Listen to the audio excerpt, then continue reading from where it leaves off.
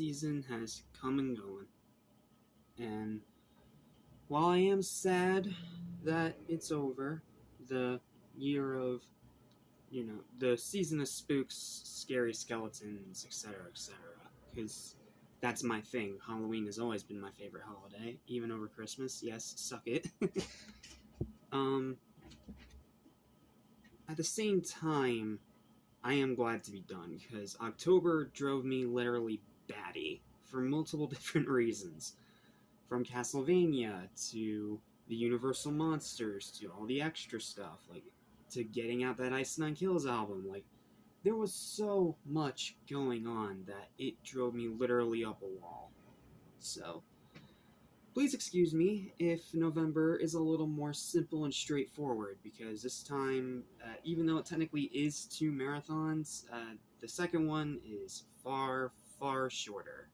So, it should be a bit easier on me this time around. Not to mention, I still have to get caught up on the music stuff, because there's music year-end videos coming out at the end of the month. And of course, how can we forget about the Stat Squad Awards? So, there's still going to be plenty of stuff, it's just not going to be as chaotic. At least, I hope not. But in the meantime, it's time to take care of something that needs to get taken care of. You guys know that I used to be a big fan of Disney. Like the old school Pixar stuff, the classic animations. Like, I used to be such a big fan of theirs. Well, in recent years, it has become borderline impossible to stay a fan due to their terrible decisions, their dumb corporate screwery, and just putting out bad products left and right. Like, it is so hard not to be frustrated nowadays with Disney. So, because of that, I've decided that for this month, this will be the final month and final time I will be covering any new Disney stuff on the channel. With the exception of Spider-Man, because Spider-Man is the one thing I feel like they haven't ruined yet. Or, at least in my opinion, they haven't. That's always up for debate depending on who you ask. Anyway, and yes, I am wearing anime stuff, but trust me, it'll make sense later, because literally the next review after this one is going to be the first episode of Twisted Wonderland, so it still kind of fits, even if it doesn't fit this review specifically. Anyway, what's up? What's happening? What's going on, everybody? Welcome back to Animation Station, which is just for anything and everything animation, including a company that's a former shell of itself, as well as TV and movies. I am your host, Jackson Small. Welcome to Disney-Vember 3, the final chapter, or as I like to call it, Corporate Calamity. And this is the month in the marathon that I'm going to be reviewing all of the Disney live-action remakes that I've not talked about. Now, what I mean by that is movies that are remakes of Disney classic originals. So, no adaptations of other source material like Inspector Gadget. I'm not even touching that. Or, them readapting things from other companies. This is specifically just them remaking their own Disney Animation Studios catalog for the sake of nostalgia bait. So, anything that's under that banner that I haven't already talked about, aka Lilo and Shite and Snow Shite, I don't have to talk about those again. Thank goodness. I could not handle another round of talking about Lord Farquaad and the 7 Controversies, let me tell you. That review was probably the most painful thing I've done all year. So, thankfully we don't have to talk about those piles of garbage ever again, but I do have to talk about the other piles of garbage. Now, that doesn't mean it's all garbage. There is actually a few Disney remakes that I don't mind, and one in particular that I actually really like, Christopher Robin. I'm just going to say right up front, I love Christopher Robin. I'm excited to cover that one. But most of these, I'm just going to be using it as a form of therapy, getting out all my anger and venting at this company and the hollow corporate shell that it's become. And then we can move on to more interesting things, and I'll stop supporting them pretty much entirely to, give myself a break for the sake of my mental health. So, with that giant preamble out of the way, let's talk about the first one, which actually isn't half bad. Like, I don't know, this one was a first-time watch because I had heard about it through, trailers on DVDs and stuff like that, but I've never actually watched it before until now. And when I finally did watch it, I didn't hate it. It was a fine enough remake, surprisingly enough. And it's all because of one thing. Glenn Close is amazing as Cruella de Vil. Like, she's by far the best part of the movie and the best casting they possibly could have gotten for the character. Which is why reviewing Cruella later this month is going to be very, very painful. But whatever. Save future sins for future times. Let's talk about this movie and why it's actually worth your time, even though it is still a remake and it still has a lot of problems. But in terms of actually starting this weird, very bad trend of Disney just making lazy rehashed remakes to bank on nostalgia, this one ain't half bad. So, let's talk about it. It's time to say goodbye to the corporate hacks at Disney because reviewing any of their new stuff, excluding Spider-Man nowadays, is just flat out miserable at this point. So, to make this farewell as spiteful as possible, I'm reviewing all of their pointless live-action remakes that I haven't discussed previously. Now, that doesn't mean that it'll be all bad, as I do get to highlight gems like Christopher Robin and the first Maleficent, as well as checking out the Twisted Wonderland anime, which is going to be the next video you see after this. And my last new Disney movie that I will be reviewing is Zootopia 2, a movie I actually have excitement for, and fingers crossed they don't screw it up. But those will be nothing more than diamonds in the rough, so buckle up, it's going to be a bumpy ride. Though, I'll say that we're not starting off on a negative note, however, because this 1998 remake of 101 Dalmatians honestly isn't half bad.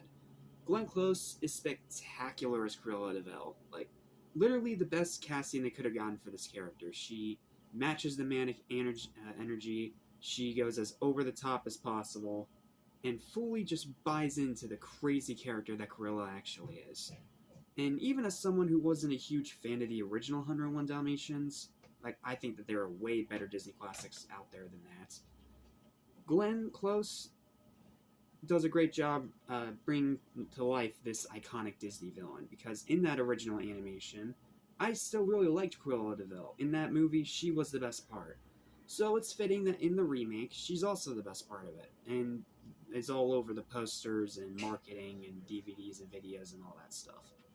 But, yeah, she's by far the best part of the movie. Absolutely loves her.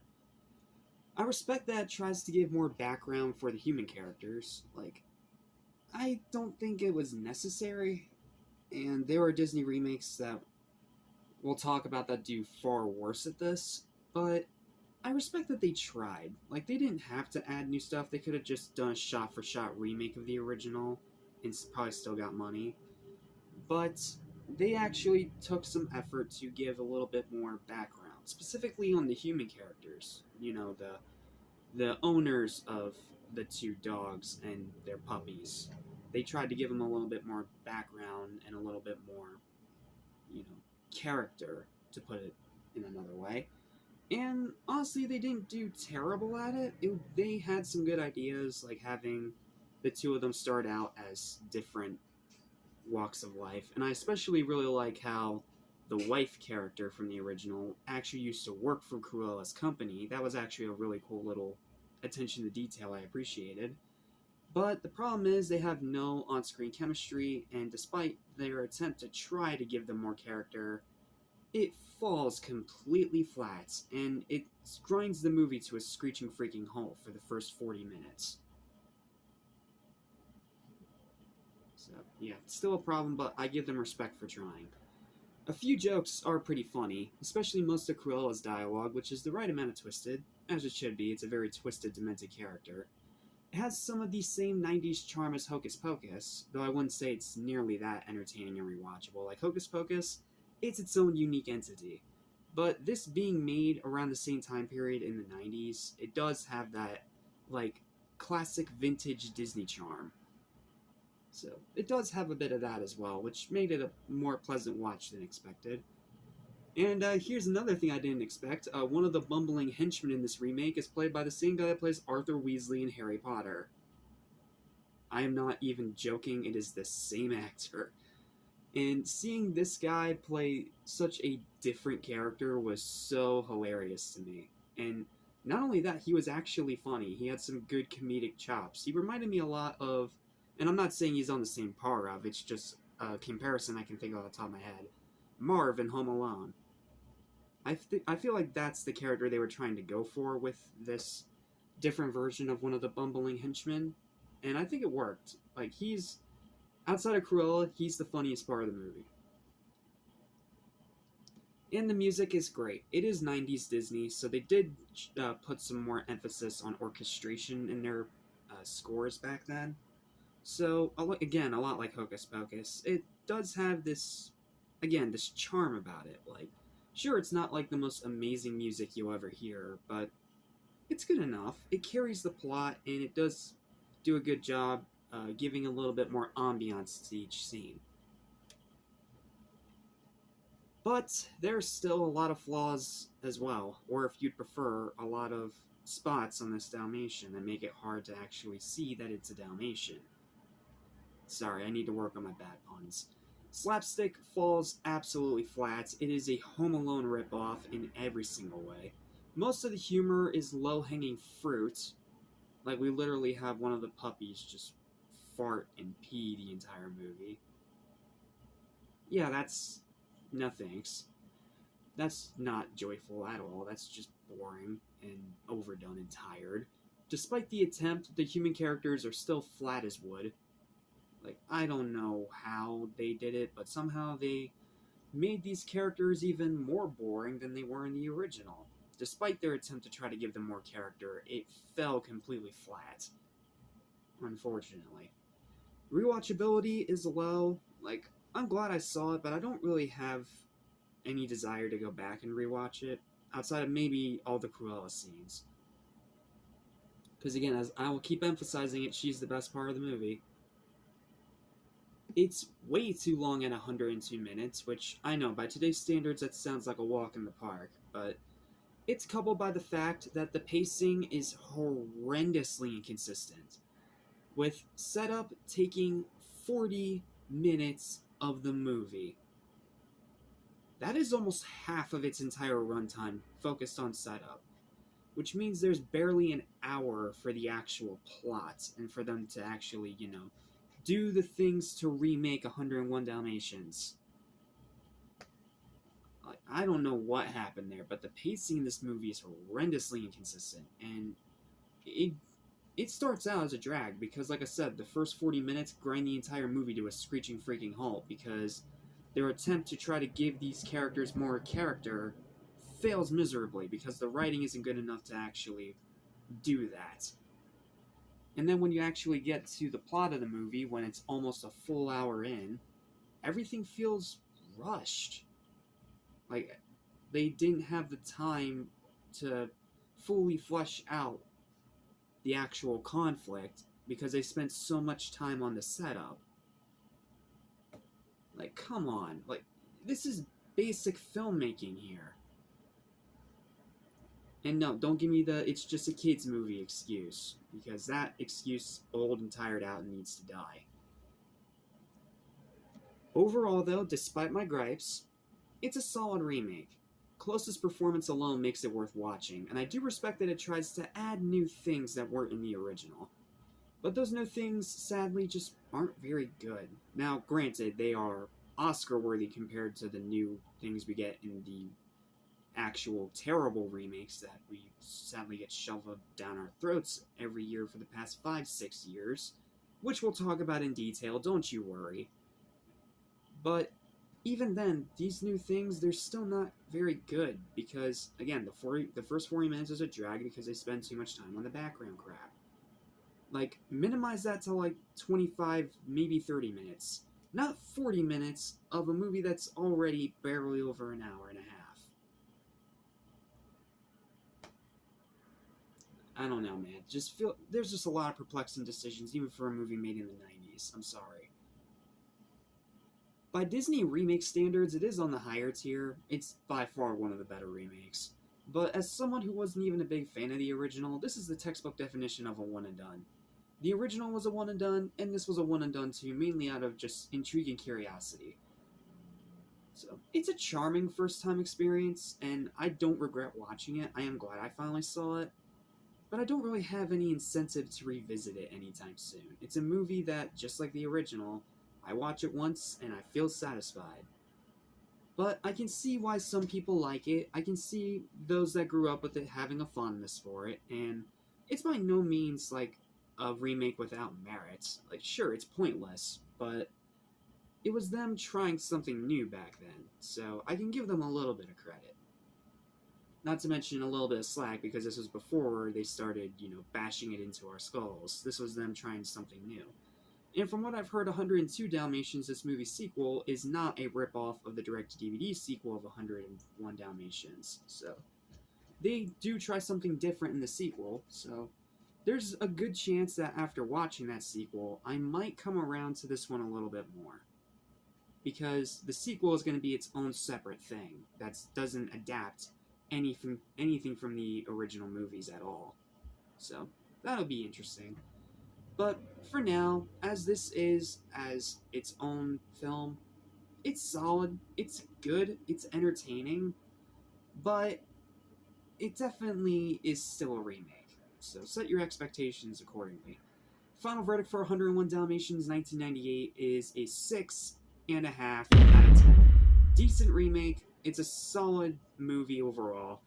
It just has some big problems that are keeping me from being able to call it like really good or really worth seeing.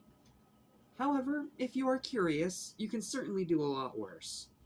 Give it a try. It may or may not be your thing. Well, that's it. That's all I've got for this review. I'm keeping these ones spoiler free because if I try to go into spoilers, kind of pointless because they're all remakes. So, yeah. These are going to be spoiler free reviews. But thank you guys so much for watching. Please don't forget to like, share, and subscribe for more videos like this almost every single day. Feel free to hit the hype button if you so desire to get this higher up in the algorithm. At least I think that's how it works. I still haven't figured that out yet, and apparently a lot of other content creators haven't either. And I will see you guys next time for, well, if you're watching just the movie portion of this marathon, I'll see you next time for 102 Dalmatians, which, again, it's a sequel that has no connection to the actual original animation.